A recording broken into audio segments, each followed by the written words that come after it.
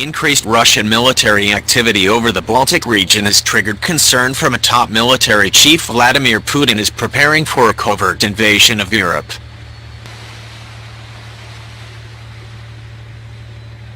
The number of Russian fighter planes streaking over the Baltic Sea has tripled since 2012, warned General Jarmo Lindberg, Finland's chief of defense. The general said on Saturday several dark flights are still being observed in the region, as quoted by Lanin media.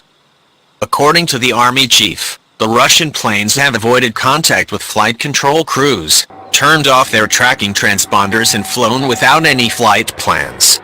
Earlier in 2016, Finnish President Sauli Niinisto urged Mr. Putin to keep the tracking equipment on his fighter planes active, but his plea now appears to have fallen on. Russian flights over the Baltic have reached record numbers last year, peaking at levels not seen since the annexation of Crimea in 2014.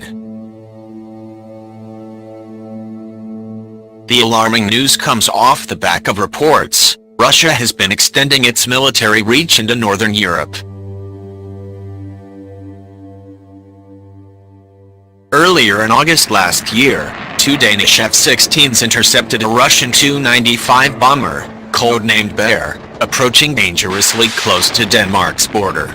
Then in October, a combat group of Russian fighter planes was spotted performing flight drills over international waters. And according to Polish flight expert Wojciech Luczak, nothing can be done about Russia's presence over the Baltic. He said, "The Russians have always trained there and have never hidden the fact. They have never hidden their interest in individual targets. They have trained there for many years, and this is not going to change, and there is nothing we can do about it because they are not entering our airspace." Anyway, the state of things should not surprise anyone. Ever since we have found ourselves in NATO, Poland has been on the Russian list of targets.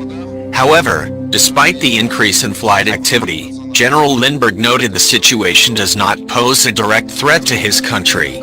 He said so far Russia has not provoked any direct military action which could be seen as a declaration of war. In fact, the army chief underlined that the other nations surrounding the Baltic have been more active with their military drills as well. He reminded of additional NATO troops stationed in the Baltic nations since the Crimean incident and as part of the U.S. European Reassurance Initiative. Strong NATO presence in the region can also be attributed to the $4.3 billion or $6.5 billion European Defense Initiative, EDI. But the tense situation is still baffling to the Lithuanian Ministry of Defense, which underlined the need for more NATO presence.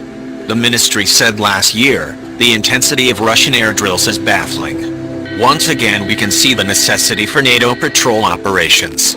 In February this year, Moscow announced it would strengthen its military power in Kaliningrad, a Russian province on the Baltic, carved out of Poland during World War II.